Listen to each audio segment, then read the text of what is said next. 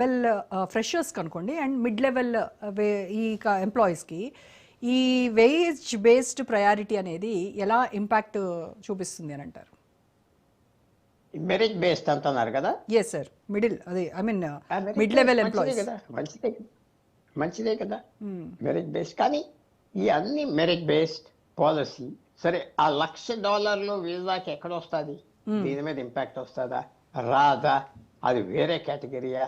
కొత్తగా Apple chief వెళ్ళి మాట్లాడాడు ట్రంప్తో, మెల్లిగా సైలెంట్గా మాట్లాడాడు, మేము వ్యాపారాలు చేయలేమండి ఇలా చేస్తే అంటే, ఓకే మీకు కంపెనీకి వీసాలు ఇచ్చుకోండి అని ఏదో పెద్ద $1 million $500,000 పెట్టాడు.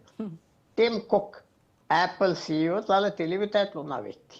ఆయన ఏది కాదండు అవునంటాడు, తర్వాత డీల్ చేసుకుంటాడు. ట్రంప్ని బాగా అర్థం చేసుకున్న వ్యక్తి. సో అతను వీళ్ళందరూ పనిచేస్తున్నారు ఈ ఇంపాక్ట్ తగ్గించడానికి. అందరూ టెక్నాలజీ కంపెనీలు USA ప్రస్తుతం ఇప్పటి వరకు భారతదేశం మీద ఆధారపడి ఉన్నాయి. స్కిల్లే కాదు, తక్కువ జీతం, తర్వాత పనిచేస్తారు 12 గంటలు పనిచేస్తారు. అందరికి తెలుసు, హాలిడే ఉండదు, 10 రోజులు ఉండదు, చేస్తారు. అది మన తత్వం. అయితే 10 రోజులు కూడా పనిచేయరు మన చాలామంది ఎంప్లాయీస్, అది వేరే విషయం. భారతదేశంలో అక్కడ అలా చేయరు కదా, కష్టపడతారు, చూపెట్టుకుంటారు. సో ఇవన్నీ టెక్నాలజీ కంపెనీస్ కూడా తీసుకొస్తున్నాయి. మీరు అడిగిన స్పెసిఫిక్ క్వశ్చన్, కొత్త మార్పులు తప్పకుండా మనకు మంచిది కాదు కదా, పాత నుంచి కొంచెం కష్టం చేశారు కదా, కానీ వాటి ఇంపాక్ట్ ఎలా ఉంటుంది? ఏమన్నా సేఫ్టీ క్లాజెస్ ఉన్నాయా? గెట్అవే క్లాజెస్ ఉన్నాయా? ఇంకా అన్ని బయటికి రాలేదు కదా, బయటికి వస్తాయి. ఎగ్జామ్షన్స్ ఉంటాయా? కలపొచ్చా? ఇవన్నీ బయటికి రావాలి, ఇంకా బయటికి రాలేదు. Right sir. పుల్లారావు గారు, ఇప్పుడు ఫైనాన్షియల్ ఇయర్ 2027 H1B క్యాప్ రిజిస్ట్రేషన్స్కి అప్పటి నుంచి ఈ మార్పులు స్టార్ట్ అవుతాయని చెప్తున్నారు. మరి ఫైనాన్షియల్ ఇయర్ 2026కి ఇంకా ర్యాండమ్ లాటరీనే కొనసాగుతుందంటారా? చెప్పలేము, ఇంకా సాగదు అనుకుంటున్నాను. ఎందుకంటే అది పెద్ద కష్టం కాదు ఆప్ చేయడానికి, అది ఇమ్మీడియట్గా ఆప్ చేయవచ్చు. ర్యాండమ్ లాటరీ మీద అందరికీ అంత ఇంట్రెస్ట్ కూడా లేదు కంపెనీస్కి. ర్యాండమ్ లాటరీ మీద అది పెద్ద నష్టం అనిపించట్లేదు. నంబర్ తగ్గకుండా ఉంటే ఎవరు వస్తేనే, మినిమం క్వాలిఫికేషన్స్ ఉంటే. సో అది తప్పకుండా నేను అది అప్లై అవుతుందని నేను అనుకుంటాను. ఏదో చేసామని చూపెట్టాలి కదా ఇమిగ్రేషన్ డిపార్ట్మెంట్ కూడా డొనాల్డ్ ట్రంప్కి. ఊరికనే తిరుగుతున్నారని, ఆయన చాలా డిఫరెంట్ టైప్ ఆఫ్ ప్రెసిడెంట్. ఏదో ఫైల్ వచ్చింది, కమిటీ మీటింగ్స్ ఏం ఉండవు. మనం అందరూ చూస్తున్నాం 6 సంవత్సరాలు బట్టి 9 సంవత్సరాలు బట్టి. ఫస్ట్ టైం ఆయన ప్రెసిడెంట్ అయినప్పుడు 2017 నుంచి ఇన్స్టెంట్ ఆ టీవీ మీద చూస్తాడు, అక్కడే నిర్ణయం. ఆ టీవీ మీద చూస్తాడు, అక్కడే డిస్మిస్ చేసేస్తాడు. ఫారెన్ మినిస్టర్ కానీ డిఫెన్స్ మినిస్టర్ కానీ ఎవరు అమెరికా చేలో పనిచేస్తారు. సో ఇది ఆయనకి మేము చేసామని చూపెడటానికి 100% నేను అనుకుంటున్నా అప్లై అవుతాను. అన్లెస్ వాళ్ళు అన్నట్టుగా ఆల్రెడీ అప్లై చేశారు, ఏదో కట్ ఆఫ్ డేట్ ఉన్నది కదా, some cut off date is they, ఆ కట్ ఆఫ్ డేట్ దాటారంటే ఉండదు. తర్వాత ఇప్పుడు మీరు అన్నట్టుగా 27 అనగానే ఇంకా టైం ఉన్నది కదా, టైం ఉన్నది, మార్పులు రావచ్చు. ఫైనల్ కాదు, ఫైనల్ ఎప్పుడు లేదు. డొనాల్డ్ ట్రంప్తో మార్చవచ్చు, మార్చే విధానాలు కూడా ఉన్నాయి, మార్చవచ్చు. సో మనం హోప్ఫుల్గా ఉండొచ్చు. ఇది కొంచెం సాఫ్ట్ అవుతుంది మనకి. ఎక్కడ మెయిన్ థింగ్ ఏమిటంటే జీతాలు ఎంత ఇస్తారు, జీతాలు పెంచుతారా పెంచరా? $80,000 అయితే ఒప్పుకోరు, 100,000 దాటాలి మినిమం. సో ఇవన్నీ చేంజెస్ కంపెనీస్ కూడా ఎలా ఫ్యాక్టర్ చేస్తాయి, వాళ్ళు ఫాల్స్గా చూపెడతారా?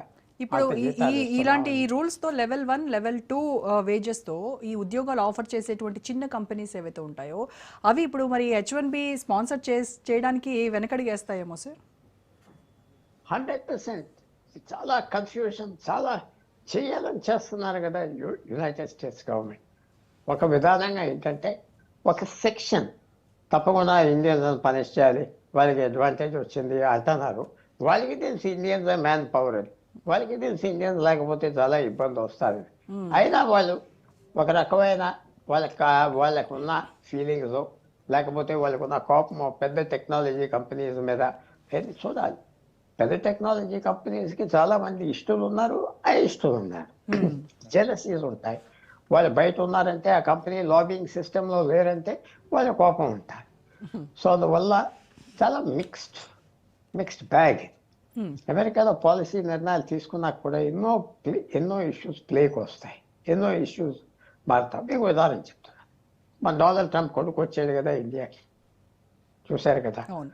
అదంతా ఇన్నసెంట్ కాదు. అది ఇన్వైట్ చేస్తున్నాం, కల్టివేట్ చేస్తున్నాం, పెద్ద కంపెనీలు తీసుకొస్తున్నారు, మర్యాద ఇస్తున్నారు, ఇదంతా ఒక రకమైన సాఫ్టనింగ్ అప్రోచ్. పాకిస్తాన్ ఏంటంటే అక్కడ డైరెక్ట్గా వెళ్ళిపోయి మేము ఏదో చేస్తాం, ఇది క్రిప్టో కరెన్సీస్ కొనిసారు, అది కంపెనీలు అది మనం చేయలేం అని సాఫ్ట్గా చేస్తాం. క్లుప్తంగా చెప్పాలండి, ఈవేళ ఎంత లెవెల్కి పెంచాలి శాలరీస్, ఎలా మేనేజ్ చేస్తారు టెక్నాలజీ కంపెనీ, వాళ్ళకి లాబీస్, హై పవర్డ్ లాబీస్ ఉన్నారు వాషింగ్టన్. వాళ్ళు మిలియన్ల డాలర్లు ఇస్తారు పెద్ద లాబీయిస్ట్కి. అయితే ఎవరో పిల్లలు, ఎవరో బంధువులు, ఎవరో ఎక్సెస్ ఉన్న వాళ్ళకి వాళ్ళు ఏ రకంగా ఇది క్లియర్ చేస్తారు అని చూడాలి. ఇంకా ఎవరు చాలామంది వచ్చి వర్బోస్గా చెప్పేయటం ఉంటుంది, కానీ అది కరెక్టా? రోజు రోజుకి మార్పులు తీసుకొస్తున్నప్పుడు స్టెబిలిటీ లేదు కదా. సో ఇవన్నీ ఎప్పుడు వస్తాయి స్టెబిలిటీ? మనకి ట్రేడ్ డీల్ అవ్వాక ప్రభుత్వం అప్పుడు స్ట్రాంగ్గా ఉంటుంది, ఆ వేగ్నెస్ పోతుంది. సో మనం కూడా, మన ప్రభుత్వం కూడా ఇంటర్వ్యూని ఎందుకు అవ్వట్లేదంటే కరెక్ట్ టైం కాదని స్లోగా ఇంటర్వ్యూని అవుతున్నారు. తర్వాత మన లెవరేజ్ ఏమున్నది, మెయిన్ థింగ్ ఇస్ లెవరేజ్. ఆ లెవరేజ్ ఉంటే ఇవన్నీ సింపుల్ ప్రాబ్లమ్స్. ఆఫ్టర్ ఆల్ మనకి మళ్ళీ చెప్పుకునేది ఏంటి, మనకి ఏం చేస్తున్నారు అమెరికా? ఆర్మ్స్ అమ్ముతున్నారు, ప్లేన్స్ అమ్ముతున్నారు, ఎంటర్టైన్మెంట్ అమ్ముతున్నారు. ఏం రా మెటీరియల్ వాళ్ళు అక్కర్లేదు, మషినరీ అమ్మట్లేదు, ఏం లేదు. సో అందువల్ల ఇది ఒక పెద్ద పాయింట్గా, ఫ్లాష్ పాయింట్గా తేకుండా చాలామంది మన ప్రభుత్వం ఇది చేయొచ్చు కదా, అది చేయొచ్చు కదా, చేయకూడదు, ఎక్స్పోజ్ అయిపోతారు. ఇదే మన ఇంట్రెస్ట్ అని తెలిసిపోతుంది, దీని వెనకాలే మనం ఉన్నామని తెలిసిపోతుంది, లొంగేస్తారు, బులీ చేస్తారు, బ్లాక్మెయిల్ చేస్తారు. సో ఇప్పటి వరకు చాలా ఫైన్గా చేస్తూ వచ్చారు. సెప్టెంబర్ 3వ తారీఖు మీకు జ్ఞాపకం ఉంటుంది ఈ సంవత్సరం. అప్పటి వరకు అమెరికన్ క్యాబినెట్ మినిస్టర్ ఇష్టం వచ్చినట్టుగా తిట్టేవాడు ఇండియాని, మీకు జ్ఞాపకం ఉన్నదో లేదు. సెప్టెంబర్ 3 తర్వాత బాధేశారు, డొనాల్డ్ ట్రంప్తో సహా.